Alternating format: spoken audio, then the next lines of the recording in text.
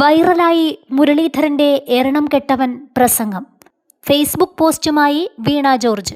സംസ്ഥാനത്ത് വീണ്ടും നിപ്പ ബാധ സ്ഥിരീകരിച്ചതോടെ ആരോഗ്യമന്ത്രി കെ മുരളീധരന്റെ 2021 എരണം കെട്ടവൻ പ്രസംഗം ചർച്ചയാക്കി സമൂഹമാധ്യമങ്ങളും CPM മുഖപത്രവും.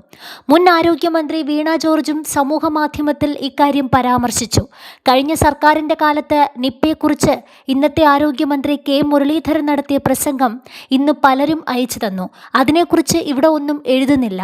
ശരി തെറ്റുകൾ കാലം തെളിയിക്കട്ടെ, വീണ ജോർജ് സമൂഹമാധ്യമത്തിൽ കുറിച്ചു. എരണം കെട്ടവൻ നാടു ഭരിച്ചാൽ നാട് മുടിയുമെന്നാണ് 2021 മുഖ്യമന്ത്രിയായിരുന്ന പിണറായി വിജയനെ വിമർശിച്ച് മുരളീധരൻ പ്രസംഗിച്ചത്. നിപ്പ പോലെ ഇതുവരെ കേൾക്കാത്ത രോഗങ്ങൾ കേരളത്തിൽ ബാധിക്കുന്നു. വവ്വാലാണത്രേ അത് പരത്തുന്നത്. കെ കരുണാകരനും AK ആന്റണിയും ഉമ്മൻചാണ്ടിയും ഭരിച്ച കാലത്ത് വവ്വാൽ ഉണ്ടായിരുന്നില്ലേ ഈ നാട്ടിൽ? ഭരിക്കുന്നവൻ ശരിയല്ലാത്തത് കൊണ്ടാണ് ഇപ്പോൾ രോഗം പരക്കാൻ കാരണം. ഇങ്ങനെയായിരുന്നു അന്ന് കെ മുരളീധരൻ പ്രസംഗിച്ചത്. ഇത് സംബന്ധിച്ചാണ് വീണ ജോർജ് ഫേസ്ബുക്കിൽ പോസ്റ്റുമായി രംഗത്ത് വന്നത്. സംസ്ഥാനത്ത് നിപ്പ രോഗം സ്ഥിരീകരിച്ചിരിക്കുന്നു. കഴിഞ്ഞ സർക്കാരിന്റെ കാലത്ത് നിപ്പയെക്കുറിച്ച് ഇന്നത്തെ ആരോഗ്യമന്ത്രി കെ മുരളീധരൻ നടത്തിയ പ്രസംഗം ഇന്ന് പലരും അയച്ചു തന്നു.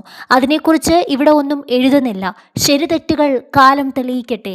രോഗങ്ങളുടെ പ്രതിസന്ധികളിലും വെല്ലുവിളികളിലും ജനങ്ങളെ ചേർത്ത് പിടിച്ച് ഏറ്റവും മികച്ച ശാസ്ത്രീയ പ്രതിരോധം തീർക്കുക എന്നതാണ് അനിവാര്യം. അതിന് ഒറ്റക്കെട്ടായി നിൽക്കുക എന്നതാണ് ഇടതുപക്ഷ സമീപനം. കോഴിക്കോട് മെഡിക്കൽ കോളേജിലെ മൈക്രോബയോളജി ലാബിൽ നടത്തിയ RT-PCR പരിശോധനയിലാണ് നിപ്പ രോഗം സ്ഥിരീകരിച്ചത്. രോഗിക്ക് കൃത്യമായ ചികിത്സ നൽകുന്നതിനൊപ്പം രോഗവ്യാപനമില്ല എന്നുറപ്പാക്കാനും രോഗപ്രതിരോധത്തിനും നടപടികൾ സ്വീകരിക്കണം. അനുഭവങ്ങളുടെ കൂടി പശ്ചാത്തലത്തിൽ ശാസ്ത്രീയമായി നാം ചിട്ടപ്പെടുത്തിയ ചികിത്സാ പ്രോട്ടോക്കോളും രോഗപ്രതിരോധ ഗൈഡ് ലൈനും കേരളത്തിനുണ്ട്.